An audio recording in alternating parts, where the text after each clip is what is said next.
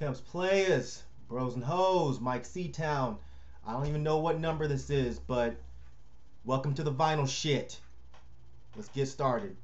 Last time we stopped on Throbbing Gristle, and today we are picking up with this. This is the Thursday Envy split. I'm not a big fan of Thursday. I don't know. They're a bit basic for me, a little boring sometimes. Really typical melodic music, borderline shitty vocals. They're not terrible, but they're just not really my thing. I actually got this for Envy, of course, who's one of my favorite bands, and their side of this record is actually incredible. That trademark Envy, powerful, epic sound, and all the songs are, for the Envy side at least, are really awesome, intricate, fast, emotional, powerful, just rad. And this is limited to 1,000. It's actually a pretty cool record. It comes in this weird setup thing here. It actually has the CD as well as the record. There's kind of a glare, so I'm not sure if you can see that, but it's a really nice gray and black swirl. But yeah, cool record. I'm sure you can still find this. I don't think this is rare. I really don't. So if you really want it, I'm sure you can locate it somewheres. Next record I'm going to show you, this is Tiny Tim's God Bless Tiny Tim. This was his debut album. I'm sure most of you guys know who Tiny Tim is, but if you don't, you know at least, Tiptoe Through the Tulips with me. You know that song, which every time I hear that now, all I can think about is that fucking creepy ass part on Insidious with that little bastard dancing around in the window. Tiptoe through the tulips. That shit fucked me up. Most of his music is just him and a ukulele, and then there's some other instruments thrown in there, some guitar, some bell, but for the most part, it's just you focus mainly on him and his crazy ass vocals. When I think of Tiny Tim, I kind of put him in the realm of like an Anthony, where some people hate his vocals, but the people that love his vocals really love his vocals. And I'm on that side with Tiny Tim. I love his vocals. I think they're weird, they're silly, but at the same time they're awesome. If you're in that kind of mood, man, this is definitely a great, put you in a fantastic mood record. There's a lot of happy songs on here. There's even some cool psychedelia thrown in there. So yeah, if you can find this, I'm not sure how rare this is. It's probably not rare, but it's probably hard to find a copy that's in good condition. Mine's in actually pretty decent condition for being so old. I think this is like 1968 or something like that. Next record I'm going to show you, this is With Love and Kisses from Tiny Tim Concert in Fairyland. Interesting story with this record.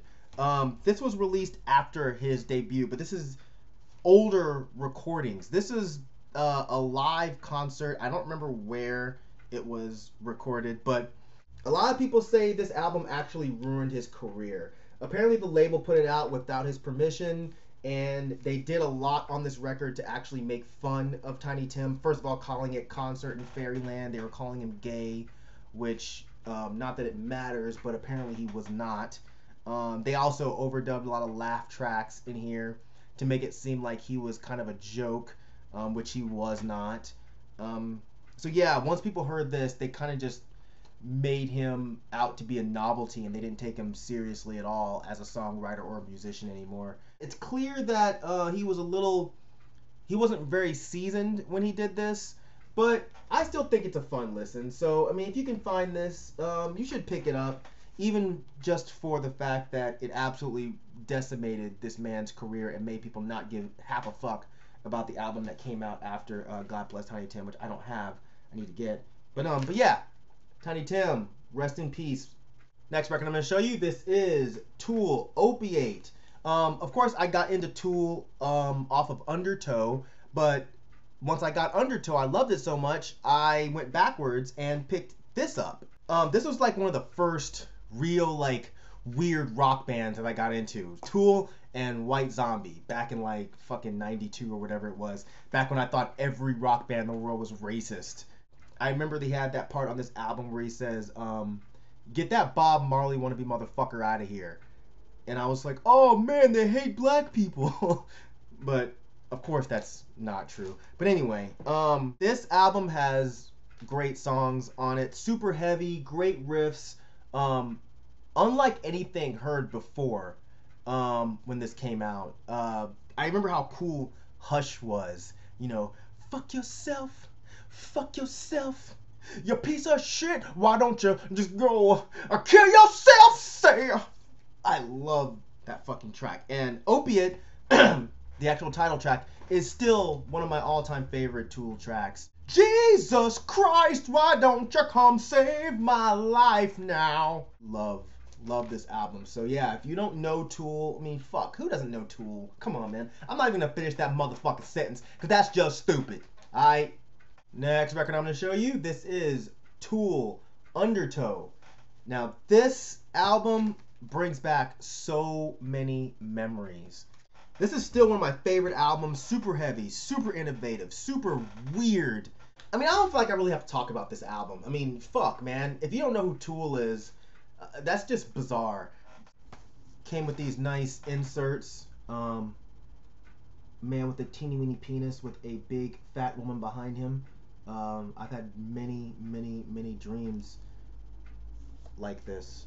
Then you had the other insert with the cow giving itself a tossed salad, which is pretty neat. And one more picture of White Precious. And just to show how cool I was when I was younger, I found the lyrics online, and I actually printed them out and put them inside the record so I could like read along to the lyrics. Look at this shit, man. Isn't that cool? I was such a fucking dork when I was a kid. But that just showed how much I fucking loved music, you know? Like, I wanted to know what they were talking about. I wanted to understand every word. Of course, I didn't. I remember my favorite song on there was a Swamp Song. You know, this bog is thick and easy to get lost in because you're a stupid, belligerent fucker.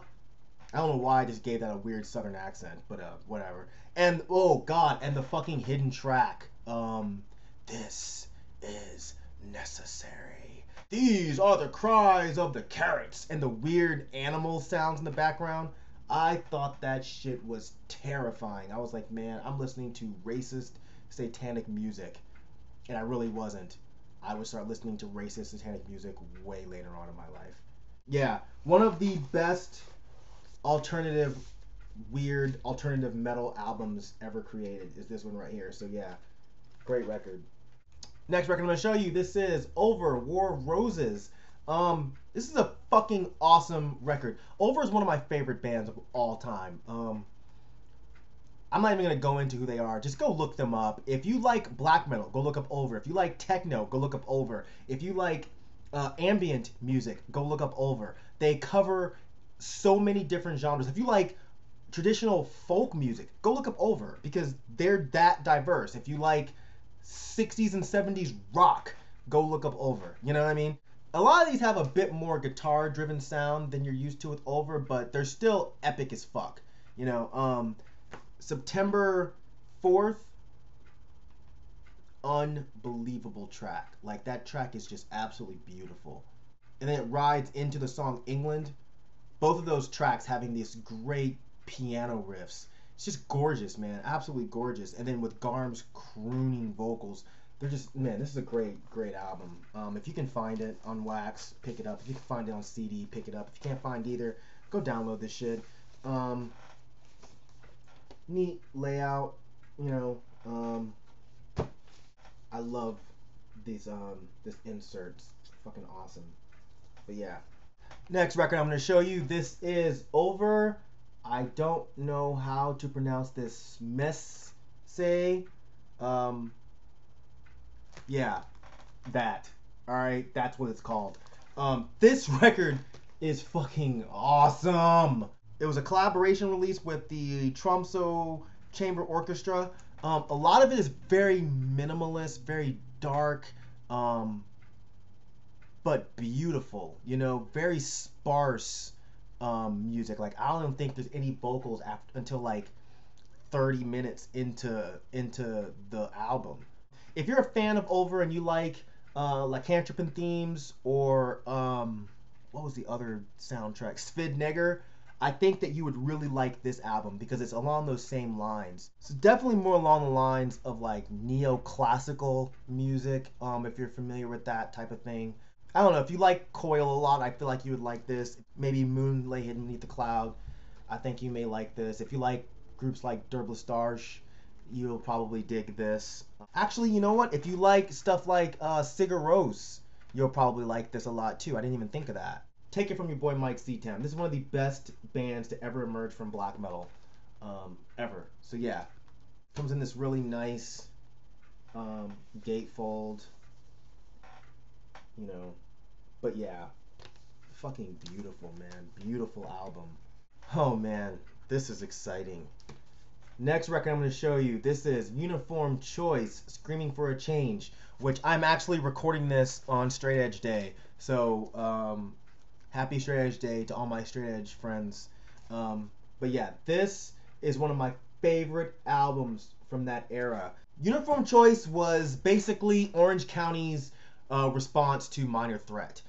They sounded like Minor Threat a lot, like a more melodic Minor Threat. But I actually enjoyed them, if not more, I enjoyed them equally as much as Minor Threat. I'll definitely say I listened to Uniform Choice more than I listened to Minor Threat. I was obsessed with this album when I first heard it. It's top-notch quality straight edge hardcore. That's really all there is to say about it. One of the better bands to emerge from that whole scene. You know, I rank them easily up there with like Youth of Today or Chain of Strength, Bold, Gorilla Biscuits. Definitely up there with those bands. I feel like they're criminally overlooked when it comes to that scene. They were better than a lot of the bands that were hyped up. Finally, you understand. Drinking doesn't make you a man. It doesn't make you a man. It makes you an alcoholic, like me. Yeah, I can sing every song on here word for word. Screaming for a change, forever reaching. Rearrange another struggle. Wind blowing in my face, forever flowing, but this time at my pace. Scream for change, still screaming. Scream for change as I drink my beer. Next record I'm going to show you, this is Uniform Choice, Staring into the Sun. This was basically Uniform Choice's Cold Lake. I don't know why they did this, but they switched up from being like a really awesome straight edge punk rock hardcore band into like a weird, almost pop metal band. I remember never letting pain remain. Kind of like Bold did with Looking Back, if you remember that EP they did. But yeah, it comes in this nice gatefold, and as you can see, I mean, come on, like they went from this, right, like obvious hardcore dudes, to this. Like they just look like a weird, polished wannabe pop metal band. But I'll say, as bad as some people say this album is, I don't hate it. You know, it kind of sounds like, I don't know, it sounds like Rat or something like that. It's not bad. I never listened to it, but I would never get rid of it. You know, it's part of my past. It's a cool album. Whatever. Funny thing is, after they did this album, I don't think anybody from this band did anything else. I don't think anybody wanted anything to do with him. Next record I'm going to show you, this is Townes Van Zandt, For the Sake of the Song. This is the only Townes Van Zandt I have on wax, unfortunately, but I love this album. It's probably my favorite collection of Townes Van Zandt songs. He did re-record a lot of these songs after this album, but I love this. I love this record. Of course, my favorite all-time Townes Van Zandt song is Waiting Around to Die, which that performance from Heartworm Highways is still one of the most touching things I've ever seen, where he's playing Waiting Around to Die on that porch, and that dude in the background just starts weeping. It's fucking awesome. It's easier than waiting around to die. God, the line about coming out of jail and getting a friend named Codeine who doesn't lie or cheat or whatever. It's just a fucking awesome song, you know? If you never heard Townes Van Zandt, which is fucking weird, if you're a fan of stuff like Bob Dylan or Steve Earle or Woody Guthrie or Guy Clark or anything like that, I feel like you'd like Townes Van Zandt. He even has some stuff that kind of reminds me of like Jim Croce, and the fact that some of them are funny. I can't remember the name of the song on here, but he has like a weird story, a little funny story on here. But most of the songs are really just touching, beautifully played, almost heartbreaking songs. So yeah, Townes Van Zandt. If you don't know who he is, please make yourself aware, because he's one of the best songwriters fucking ever. Period. Ever. Next record I'm going to show you. This is Aire Ox 2010, A Street Odyssey. My man Ryan from Man Bites Dog Records, he actually hooked me up with this. Everyone that knows me knows that Cannibal Ox's Cold Vein is one of my all-time favorite hip-hop records. So when he was going to release this, I had very high expectations. And I have to say, quite a few of those expectations were kind of let down. This isn't a bad record. It's okay. It's not awesome, but it's not terrible. It just wasn't what I was expecting from an album labeled Ox 2010. I expected it to be a little more grimy, a little more gritty, but it has some great tracks on here. Thor's Hammer with Raekwon and Vortal is really good. I Don't Care. I think I remember I Don't Care being very good. I don't listen to this album very often. The Canada Samus, I remember that one being really good.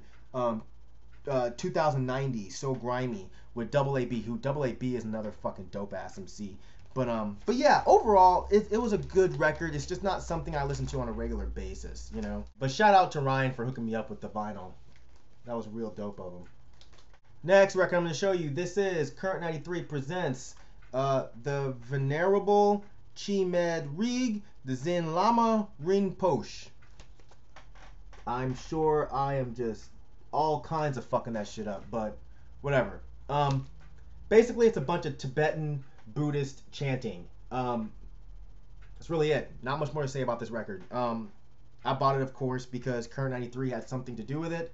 I'm not gonna lie, I don't listen to it often, but it is something I'll put on occasionally. If you want to relax, meditate, it's good to have.